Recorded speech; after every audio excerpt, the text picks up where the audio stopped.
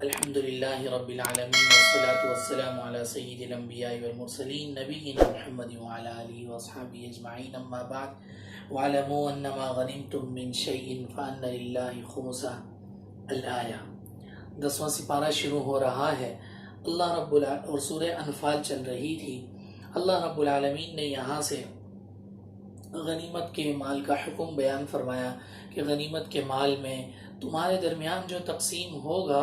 اس کو وہ بعد میں تقسیم ہوگا، پہلے اس کا خمس یعنی پورے غنیمت کے مال کا 5واں حصہ بیت المال میں یعنی اللہ اور اس کے رسول صلی اللہ علیہ وسلم کے لیے، غریبوں کے لیے اور مساکین کے لیے دیا جائے گا۔ یہ اس کا حق ہے غنیمت کے مال کا۔ خمس یعنی 5واں حصہ نکالنے کے بعد پھر اس کے بعد یہ تمہارے درمیان تقسیم ہوگا۔ اس کے بعد آگے اللہ رب العالمین نے مسلمانوں کو ہدایات دی ہیں کہ اذا لقیتم فئۃ فاثبتوا، کہ جب تم کسی بھی لشکر سے لڑو یا ان سے تمہارا آمنا سامنا ہو تو پھر ثابت قدم رہو اور تمہارے قدم لڑکھڑائے نہیں، بلکہ اللہ رب العالمین پر بھروسہ کر کر میدان جنگ میں ثابت قدم رہ کر دشمنوں کے ساتھ لڑو۔ اللہ رب العالمین نے اس کا نسخہ بھی بیان فرما دیا کہ ثابت قدم رہنے کا نسخہ کیا ہے، تمہیں ثابت قدم رہنے میں کیا چیز مدد دے گی، وہ ہے فَاذْكُرُوا اللَّهَ، اللہ رب العالمین کا جتنا زیادہ ہو سکے ذکر کرو۔ اللہ رب العالمین کا ذکر تمہیں ثابت قدم رہنے میں مددگار ثابت ہوگا اور ثابت قدمی کو تمہارے لیے آسان کرے گا۔ اس سے یہ بھی معلوم ہوا کہ دنیا کا کوئی بھی کام ہو اس میں اگر بندہ پھنس جائے یا کوئی پریشانی ہو یا مشکل ہو تو اللہ رب العالمین کا ذکر کرے۔ اللہ رب العالمین کا ذکر اس کام کو اس کے لیے آسان کر دے گا اور اس میں آسانیاں پیدا کرے گا اور کوئی مسئلہ اور کوئی پریشانی پیدا نہیں ہوگی۔ اس کے بعد آگے اللہ رب العالمین نے وَأَعِدُّوا لَهُم مَّا اسْتَطَعْتُم مِّن قُوَّةٍ، کہ دشمنوں کے خلاف تم قوت یعنی اپنی پاور وہ بھی سیو رکھو، پاور اپنی بناؤ، جمع کرو، تم اپنے لیے جو بھی ہو سکے، آج کل کی اصطلاح میں پاور سیو کرو یا سپر پاور بناؤ اپنے آپ کو۔ یہ ایک سپر پاور بنانا جنگ کے لیے یہ اللہ رب العالمین کی طرف سے حکم ہے، لیکن اس کا یہ مطلب نہیں ہے کہ ہم جو ہے وہ جنگ کی تیاریاں کر لیں یا ہمارے پاس کوئی اسلحہ یا بارود یا کوئی بھی چیزیں زیادہ آ جائیں تو ہم جو ہے وہ دوسروں کے اوپر فخر کرنا شروع کر دیں اور جو ہے وہ دوسری قوموں کے اوپر جن کے پاس یہ سب کچھ نہیں ہے ان پر حملہ شروع کر دیں۔ یہ حکم نہیں ہے، بلکہ صرف حکم یہ ہے کہ تم ایسا کرو، تم صرف طاقت بناؤ۔ ہاں جب ضرورت پڑے گی، اللہ کا حکم ہوا، امیر المومنین کی طرف سے حکم ہوا کہ اب جہاد کی جنگ کی ضرورت ہے تو اس وقت یہ تمہارے کام آئے گی۔ ویسے تم فضول میں ویسے جو ہے وہ اس کا استعمال کرنا یہ درست نہیں ہے۔ اس کے بعد آگے اللہ رب العالمین نے تسلی دی ہے اللہ کے رسول صلی اللہ علیہ وسلم کو اور ایمان والوں کو، اور فرمایا یا ایھا النبی، اللہ رب العالمین نے خطاب فرمایا اے نبی آپ کو اور مسلمانوں کو اللہ رب العالمین کافی ہے۔ جو مومنین آپ کی اتباع کرتے ہیں اللہ رب العالمین ان کے لیے کافی ہے۔ اور پھر آگے فرمایا یا ایھا النبی حرض المؤمنین علی القتال، آپ مسلمانوں کو، مومنین کو قتال پر آمادہ کیجئے، ابھاریے ان کو کسی بھی طریقے سے، آپ ان کو بشارتیں سنا کے، اللہ رب العالمین کی طرف سے نعمتیں سنا کے ابھاریے، جیسے بھی ہوں آپ مومنین کو ابھاریے۔ آگے اللہ رب العالمین نے ایک لمبی چوڑی آیت ہے، اس کا خلاصہ یہ ہے کہ تم دل سے ایمان سے لڑو گے، اللہ رب العالمین پہ بھروسہ کر کے لڑو گے تو تم 100 بھی ہونا تو 1000 پر غالب آ جاؤ گے، 1000 ہو تو 10,000 پہ غالب آ جاؤ گے۔ اس کا ایک نمونہ اللہ رب العالمین نے بدر میں دکھا بھی دیا کہ 313 تھے تم، سامنے والے 1000 تھے، اللہ رب العالمین نے تمہیں فتح عطا فرمائی اور تمہیں غالب کیا۔ ہاں ساتھ ایک بات اور بھی ہے، اگر تم اللہ پہ بھروسہ نہیں رکھو گے، اللہ پہ یقین رکھ کے نہیں لڑو گے، اپنی طاقت یا اپنے آپ پہ بھروسہ رکھ کے لڑو گے تو اللہ رب العالمین کبھی بھی غالب نہیں کریں گے، کبھی بھی کامیاب نہیں ہونے دیں گے۔ اس کی مثال غزوہ حنین میں اللہ رب العالمین نے دکھا دی کہ دشمن سے بڑا لشکر مسلمانوں کا شکست کھاتا ہوا اللہ رب العالمین کو چیز ناپسند آئی، صحابہ کرام کا فخر کرنا، اپنی طاقت پہ بھروسہ کرنا، لیکن بعد میں اللہ کے نبی صلی اللہ علیہ وسلم نے ایک جو مٹھی بھر مٹی پھینکی تھی اس سے پورے لشکر کو شکست دے دی، جیسا کہ سورہ انفال کے شروع میں یہ واقعہ گزر گیا ہے۔ اس کے بعد آگے اللہ رب العالمین نے بدر میں جو قیدی تھے ان کے بارے میں جو حکم نازل کیا گیا، اس میں 3 آراء تھی، دو آراء تھی، ایک حضرت ابوبکر صدیق رضی اللہ تعالی عنہ کی، ایک حضرت عمر رضی اللہ تعالی عنہ۔ حضرت ابوبکر صدیق رضی اللہ تعالی عنہ کی رائے یہ تھی کہ ان سے فدیہ لے لیں اور ان سے یہ کہیں کہ بھئی یہ مسلمانوں کے بچوں کو پڑھائیں فدیہ کے طور پر اور پھر ان کو چھوڑ دیں۔ حضرت عمر رضی اللہ تعالیٰ عنہ نے فرمایا کہ نہیں،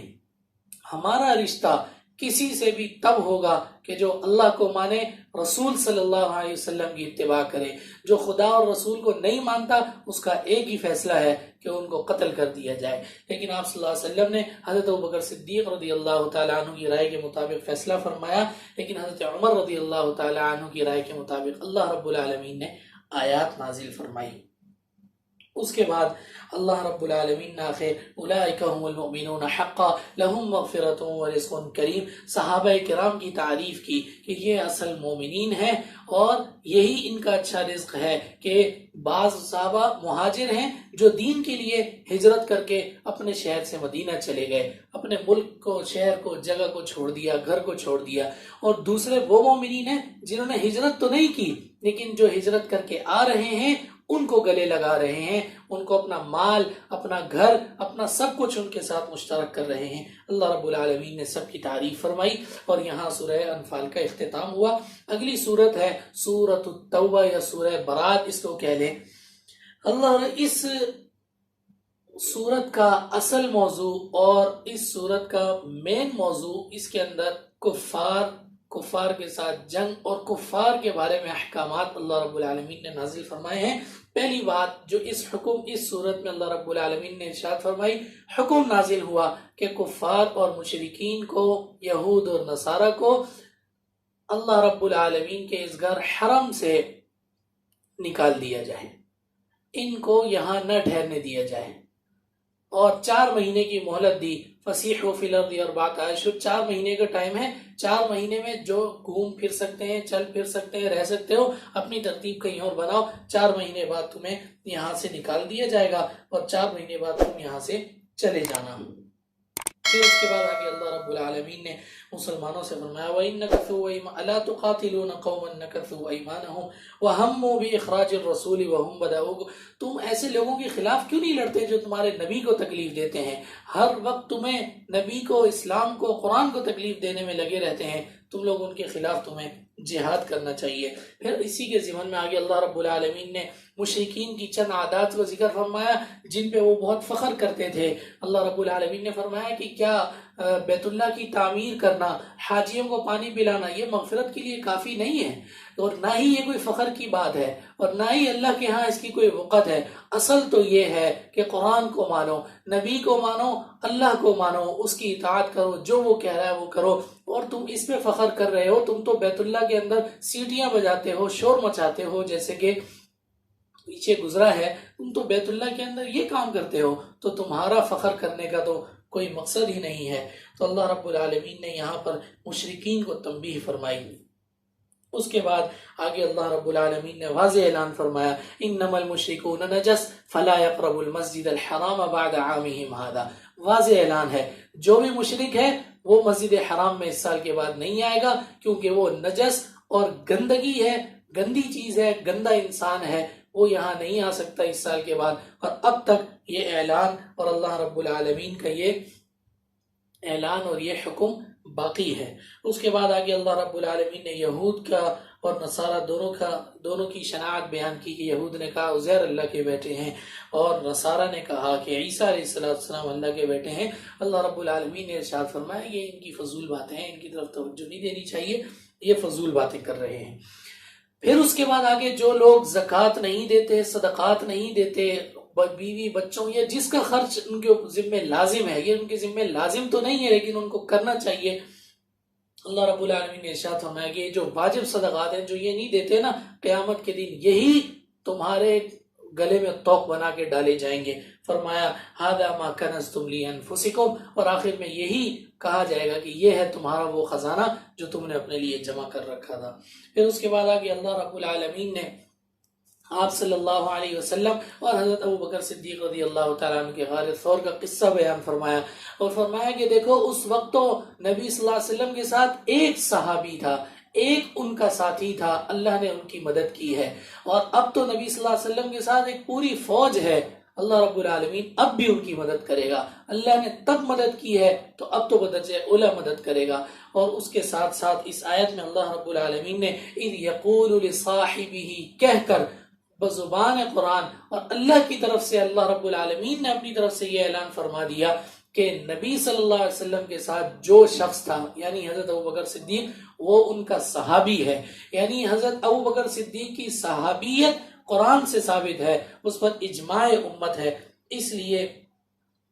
اس کا انکار کرنے والا وہ مسلمان نہیں ہو سکتا۔ اس کے بعد آگے اللہ رب العالمین نے منافقین کے کچھ احوال بیان فرمائے۔ سب سے اس سے پہلے اللہ رب العالمین نے زکوٰۃ کے مصارف بیان فرمائے کہ زکوٰۃ کس کس کو دے سکتے ہیں، تو فرمایا کہ دیکھو زکوٰۃ اور صدقات فقراء فقیر آدمی کو، مساکین، عاملین علیہا، اور جو لوگ جو ہے وہ کام کرنے والے ہیں، زکوٰۃ وصول کرنے والے ہیں ان کو، اور یہ دو اس میں سے اب نکل گئے ہیں کہ ہم جو ہے وہ جو لوگ شروع اسلام میں ایسا ہوتا تھا کہ جو لوگ مسلمان نہیں تھے، کچے مسلمان میں ان آ سکتے تھے اور غریب تھے، تو اللہ رب العالمین نے حکم دیا تھا کہ آپ ان کو زکوٰۃ یا پیسے دے کر ان کی دل جوئی کریں، ہو سکتا ہے کہ وہ اسلام میں داخل ہو جائیں، لیکن اب یہ حکم باقی نہیں ہے۔ اسی طرح غلام آزاد کرنے میں ان کو زکوٰۃ دے سکتے ہیں، جو شخص مقروض ہے اس کو زکوٰۃ دے سکتے ہیں، اللہ رب العالمین کے راستے میں پڑھنے والا، جہاد کرنے والا جو بھی ہو اس کو بھی زکوٰۃ دے سکتے ہیں۔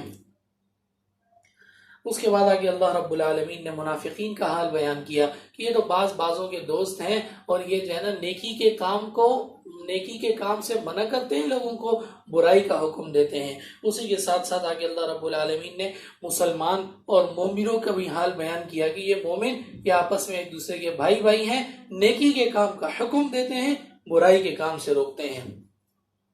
اس کے بعد آگے اللہ رب العالمین نے منافقین کی ایک اور حالت بیان فرمائی، فرح المخلفون بمقعدهم خلاف رسول اللہ وکرہوا ان یجاہدوا باموالہم وانفسہم۔ یہ منافقین جو ہے یہ آپ صلی اللہ علیہ وسلم کے ساتھ جہاد پہ جانے سے رک گئے، پیچھے جانے سے رک جاتے ہیں، اور پھر خوش ہوتے ہیں کہ بھئی ہم نے تو بڑا کارنامہ انجام دیا اور ہمارے کو تکلیف نہیں پہنچی، اور یہ ہو گیا وہ ہو گیا، اور پھر آپ صلی اللہ علیہ وسلم کے پاس معذرت کرتے ہیں آ کے، اور اپنے عذر پیش کرتے ہیں اور معافیاں مانگتے ہیں۔ اللہ رب العالمین نے فرمایا کہ نہیں، لا تنفروا فی الحر، آپ کہہ دیجئے نار جہنم اشد حرا، جہنم کی آگ ہے نا یہ تو سب سے زیادہ جلانے والی، سب سے زیادہ تیز ہے، لہٰذا اس سے ڈرو۔ پھر اس کے بعد اللہ رب العالمین نے عبداللہ بن ابی ابن سلول جو منافقوں کا سردار تھا فوت ہو گیا، تو اللہ کے رسول صلی اللہ علیہ وسلم جنازہ پڑھانے لگے۔ تو عمر رضی اللہ تعالیٰ نے فرمایا کہ اللہ کے رسول آپ جنازہ نہ پڑھائیں، یہ بدبخت منافق ہے، کافر ہے۔ آپ صلی اللہ علیہ وسلم بھی جانتے تھے، لیکن آپ صلی اللہ علیہ وسلم اس ڈر سے جنازہ پڑھا رہے تھے کہ کل کو کوئی یہ نہ کہے، کیونکہ وہ تو بدبخت اپنے آپ کو مسلمان ظاہر کرتا تھا، کل کو کوئی یہ نہ کہے کہ محمد صلی اللہ علیہ وسلم نے اپنے ساتھی کا جنازہ نہیں پڑھایا۔ آپ صلی اللہ علیہ وسلم جنازہ پڑھانے کے لیے آگے جا رہے تھے، آیت نازل ہو گئی وَلَا تُصَلِّ عَلَىٰ أَحَدٍ مِّنْهُمْ مَاتَ أَبَدًا وَلَا تَقُمْ عَلَىٰ قَبْرِهِ، بالکل بھی نہیں آپ نے نماز جنازہ پڑھنی، اور پیچھے اعلان کیا استغفر لهم او لا تستغفر لهم، آپ ان کے لیے استغفار کریں یا نہ کریں، ان کی مغفرت اور بخشش نہیں ہے، آپ اگر 70 مرتبہ بھی استغفار کریں گے تب بھی ان کی مغفرت اور بخشش نہیں ہوگی۔ پھر اس کے بعد آخر میں اللہ رب العالمین نے وہ مسلمان جو کسی بھی وجہ سے جہاد میں نہیں جا سکے، گھریلو پریشانیوں کی وجہ سے یا پیسوں کی وجہ سے، دلی خواہش تھی لیکن ان کے پاس اسباب مہیا نہیں تھے، اور حسرت بھری نگاہوں سے نبی اور اس کے صحابہ کو دیکھتے تھے، تو اللہ رب العالمین نے ارشاد فرمایا ان پر بھی جو ہے وہ کوئی پکڑ نہیں ہے، اور آخر میں اعلان فرمایا رضوا بأن يكونوا مع الخوالف وطبع الله على قلوبهم فهم لا يعلمون۔ اور اس طرح ہمارا 10 پارے مکمل ہو گئے، کل سے انشاءاللہ العزیز 11ویں پارے سے شروع کریں گے۔ وآخر دعوانا ان الحمد للہ رب العالمین۔